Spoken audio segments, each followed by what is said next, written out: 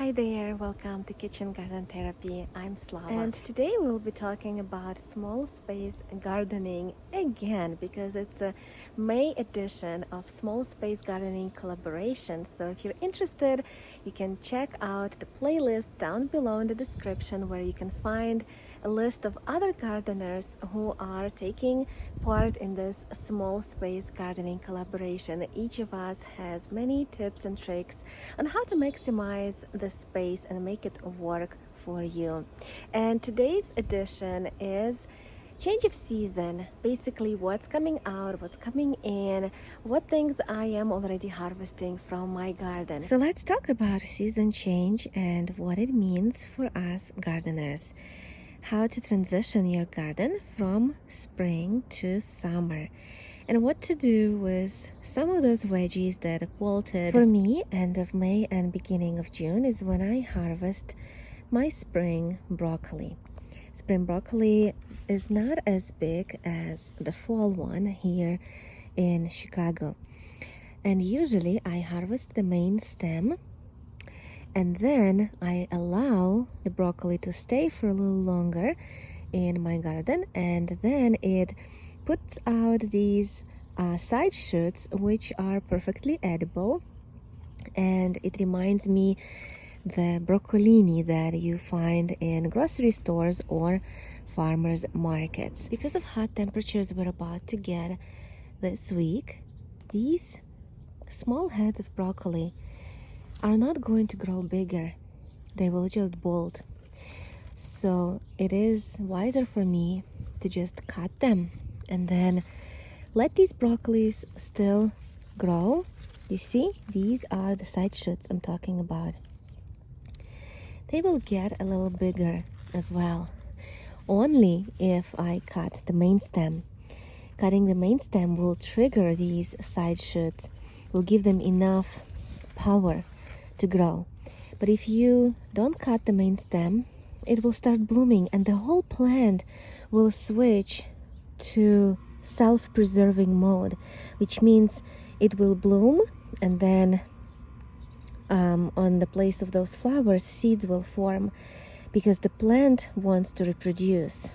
So we need to stop the plant from doing that.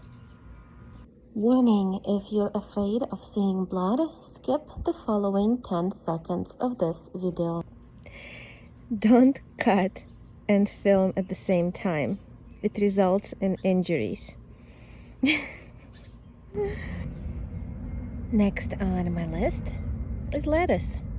If you don't harvest your lettuce now before the real summer starts, it will put out a seed stalk. You can see one of my lettuces is already doing just that. And I'm not sure if I'm going to allow it to go to seed or I'll just toss it in my compost bin, because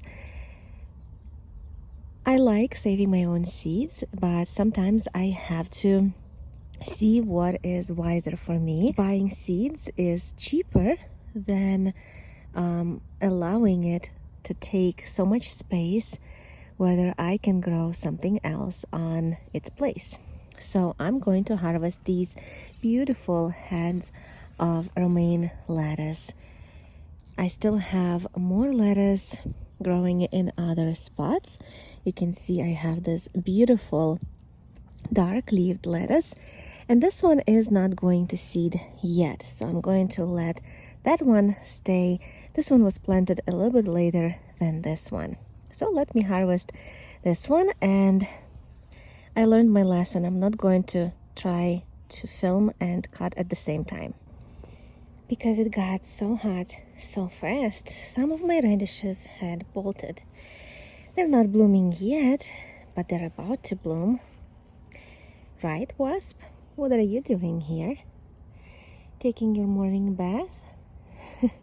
Look how cute he is. It looks like he's washing his face. Let me see if I can... Oh, no, I can't make it larger for you to see. He just flew away. Anyway, my radish, you see, it's starting to bloom. It got too hot. So the one that started going to bloom is not going to develop root anymore, so I have to toss it in my compost bin.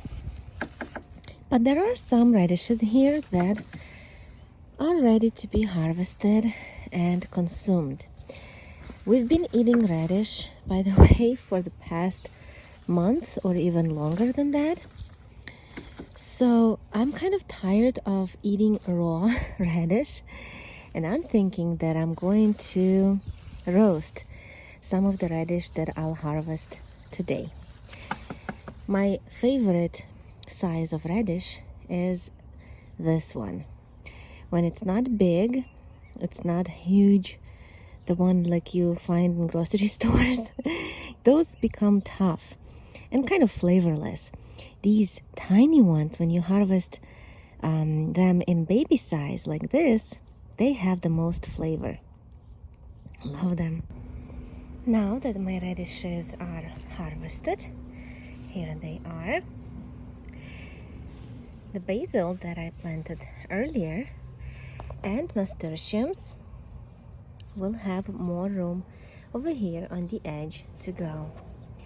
So you can see baby nasturtiums. I planted nasturtiums when radishes were still growing, thinking of the future. When the radishes are gone, like now, nasturtiums will start growing, filling the space, and I want them to overflow on the edges. Also, I'm thinking of adding more basil along this line. I also have some spinach that I planted very early. It was still winter when I planted it, and it's about to start bolting as well. You can see buds for flowers, so I'm thinking that I'll harvest this spinach today as well. That will give my carrots and my beets more room to grow. I also need to thin some of these carrots. Actually, they are not bad, because I did already one thinning, maybe a little bit later when they get bigger, so I can already eat some of those baby carrots and not just toss them out. Next thing I need to take care of today are my herbs. This is my herb tower where I have dill, parsley, cilantro, chervil, tarragon, and basil, which is very tiny still. They can stay because they love hot weather and they grow really good when it's warm. But other things like chervil, cilantro, and dill will start bolting. Parsley too, but parsley took a while to sprout, so it's a little bit smaller than the rest of my herbs here. So I'm planning on harvesting most of this of these greens today, and some I will dehydrate.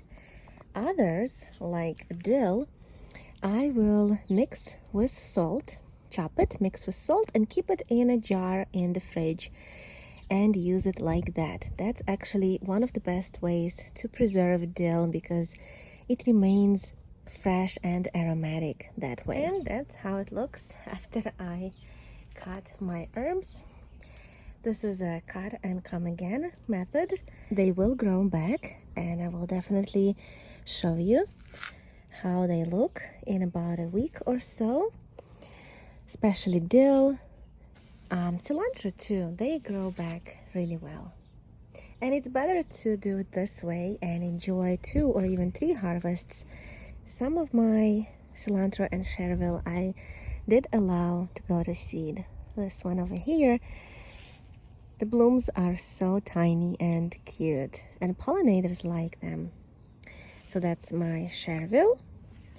And over here, I have cilantro blooming.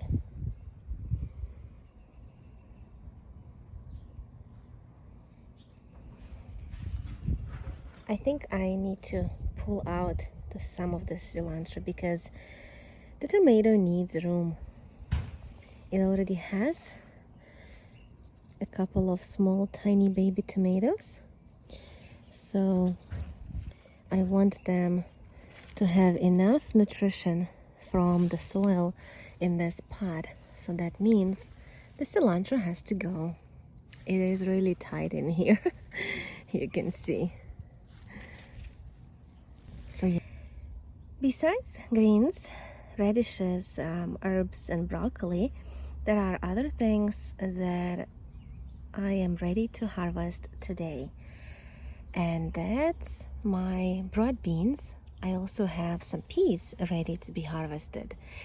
I love growing broad beans and peas in my garden because when some of these spring greens like lettuces and spinach are budding and basically almost done in the end of May and beginning of June, the rest of my spring vegetables are just starting to come. So broad beans and peas are just starting now and will be strong for about a month. So throughout the months of June, I will be harvesting some of these broad beans.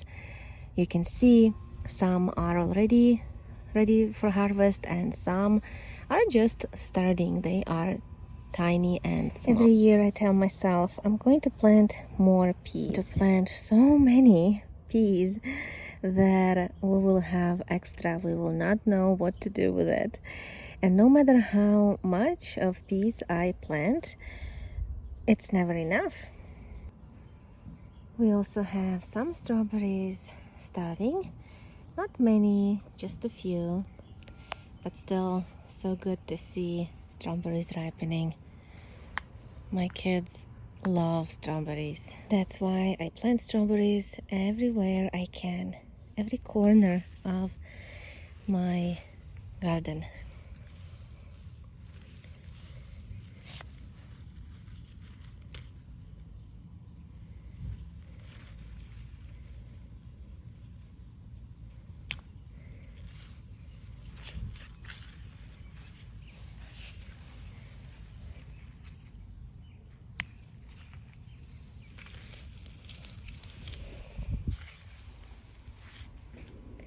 By the way, now is also time to start pulling out some of your green onions that you have planted earlier, and I'm sure you did, because who doesn't love green onions, or purple or pink or whatever color they are delicious. I planted them everywhere in between my other veggies, even in places like this where it's like a mishmash of different things. But green onions don't take much space. They are thin and narrow and they can fit anywhere. So make sure you plant lots of green onions because they are good with everything. Also, a little reminder, if you haven't already, you can chop some of your comfrey to make comfrey tea, an amazing fertilizer. And I talk about comfrey tea in a video. You can watch it right here if you click on this link to learn more about comfrey tea and how to make it and how to use it. And basically I just cut some of my comfrey. You can see over here I chopped it probably about 2 weeks ago, and you can see that it already put new shoots and they are already blooming. Comfrey is so amazing. Like, it grows like crazy. It attracts all kinds of pollinators. I always see butterflies, bees, especially bumblebees. They adore comfrey. So it's a win-win. I attract pollinators to my garden and I grow not only fertilizer but also a great medicinal plant. And you can make a skin salve from comfrey and other skin healing plants if you have skin issues.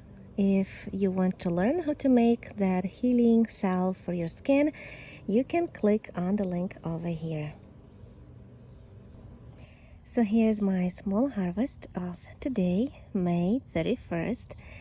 I am pretty satisfied with what I got from my garden, and I'm looking forward to harvesting more baskets like this full of different goodies, fruit and vegetable from my garden. I just enjoy so much coming here and harvesting the freshest produce possible, and also knowing that I started all of them from seed is just amazing feeling.